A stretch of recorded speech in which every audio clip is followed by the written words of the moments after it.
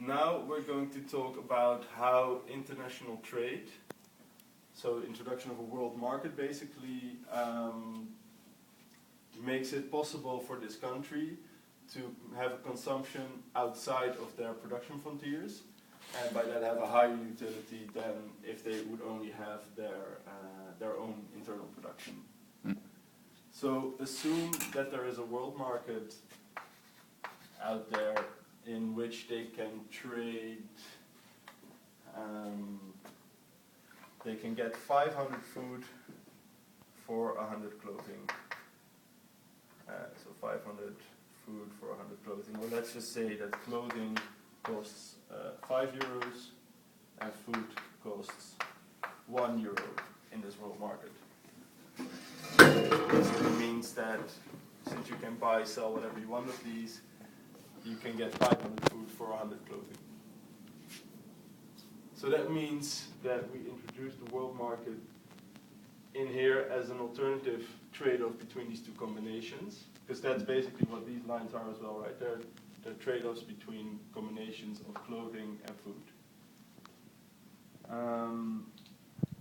So now we get a line in here with a slope of 5 food per unit of clothing. So we should end up somewhere at 500. Roughly draw up that line. So the slope of this line. Nice straight line. Drawing is not my forte. So the slope of this line is basically determined by the ratio in which these things are available in the world market.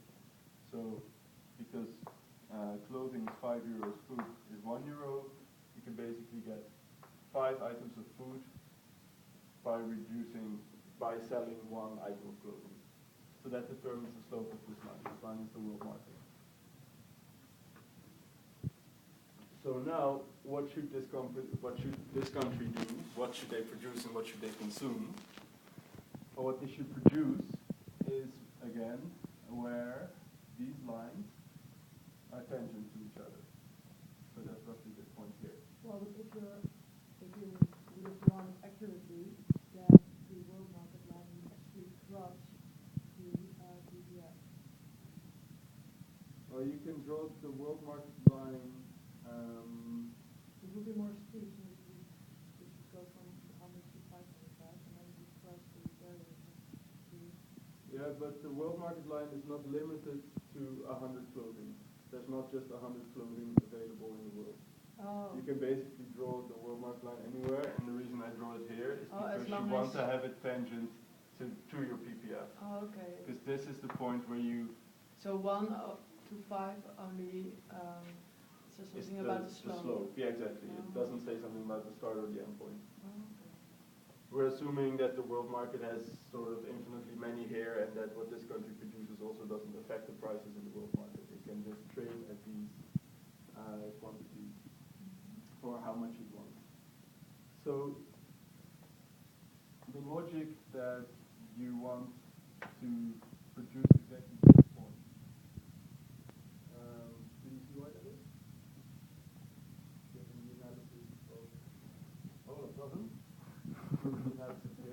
Maybe the people at home. Basically, if you're in this situation here, say I would produce this much,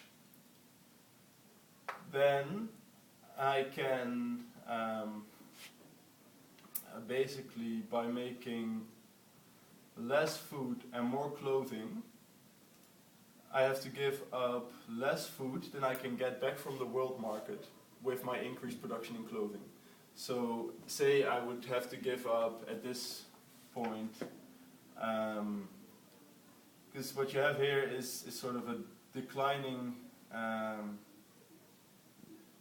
diminishing returns. So the amount of food that you have to give up for clothing becomes more and more and more as you specialize more in clothing, right? Mm-hmm.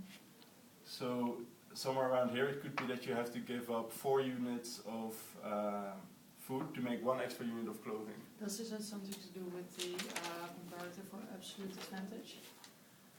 That you compare it to what you can do. Yeah, basically this country can have a benefit from the world market because it has a comparative advantage in clothing.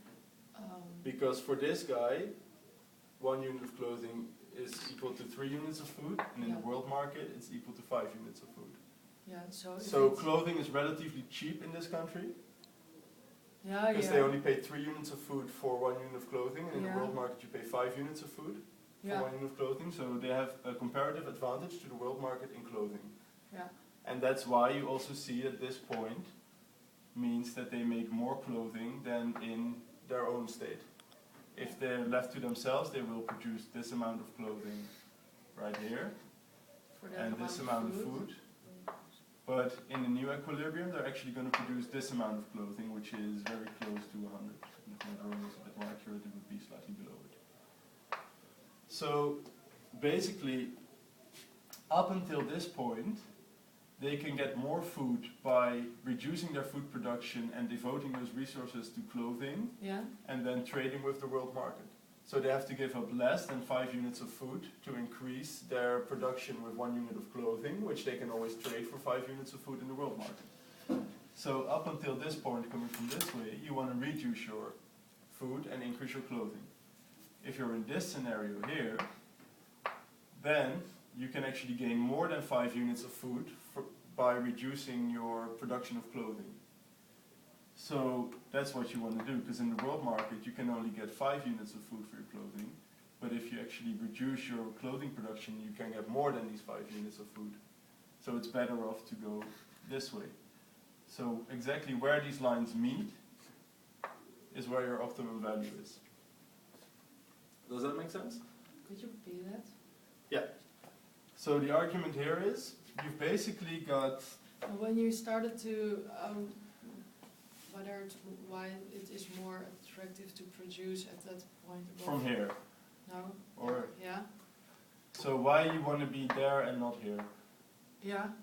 Is basically, you have 2 alternatives for getting food and clothing, right? You have your own Yeah. production and you have the world market. Yeah? So as long as in your own production you have to give up less food to increase your production in clothing than you can get back in the Mhm. world market, you want to do that. You want to devote your resources to making clothing, Mm-hmm. because for 1 piece of clothing you can always get 5 pieces of food. Yeah. So if you only have to give up, say, 4 units of food to get 1 more clothing in your own production, but you can then get 5 units of food in the world market, so that's a better off situation. So that's why you don't want to be here, but you want to be here, and the same holds true here. If you are producing too much clothing, then you could, by producing less clothing, gain more than 5 units of food. And the alternative is the world market, where you trade this clothing for 5 units of food.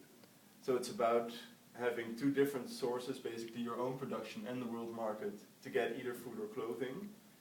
And which one is comparatively best is what you want to do. And that's why you hit